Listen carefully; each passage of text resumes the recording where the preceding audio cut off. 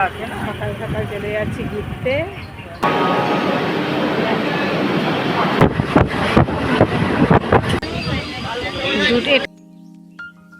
এখন বাজে ভোর 4:30। দেখুন কিরম আলো ফুটে গেছে, গরমকাল বলে তাই।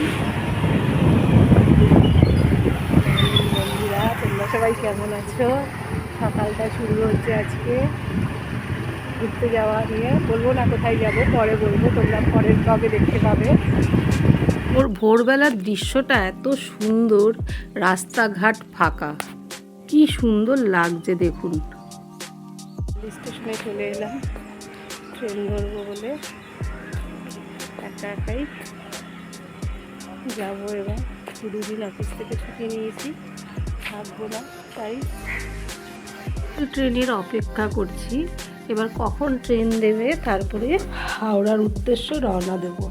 তা হাওড়ায় পৌঁছে সবার সাথে মিট করার পরে এবার সবার সাথে মিট করার আগে দিয়ে দিয়েছে ট্রেন। এবার আমি ট্রেনের কোচ ঢুকে গেছি, ওপরে উঠে লাগেজ রেখে দিয়েছি। লাগেজ রেখে তারপরে একটু দাঁড়িয়েছিলাম, ওদের জন্য ওয়েট করছিলাম। ট্রেন ছাড়ার সময় হয়ে যাচ্ছিল, তা ওরা তখনও এসে পৌঁছয়নি। তা ওদেরকে বারবার ফোন করছি, ওরা বলছে আসছি। তারপর ওদের সাথে দেখা হয়ে গেল, ওরা এলো। তারপরে সবাই মিলে রওনা দিলাম। এবার সবাই ট্রেনে উঠে লাগেজ যে যার মতন রেখে দিল। রেখে আমরা খুব মজা করতে করতে গেছি। যাওয়ার পরে দেখুন খুব ভালো লাগছিল, সবার সাথে একসাথে গেছি, দেখা হয়েছে অনেক দিন বাদে। তা দেখুন কী সুন্দর গ্রামের দৃশ্য, এত মনোরম লাগছিল দেখতে, চোখটা জুড়িয়ে যাচ্ছিল। এবার আমরা আড্ডা মারলাম। তারপর আড্ডা মারতে মারতে বোলপুর স্টেশন ঢুকে গেছে। বোলপুরের কথা মনে পড়লেই একজনের কথা মনে পড়ে যায়, কবিগুরু রবীন্দ্রনাথের কথা। তা মনে হচ্ছিল যে যাই একটু ঘুরে আসি।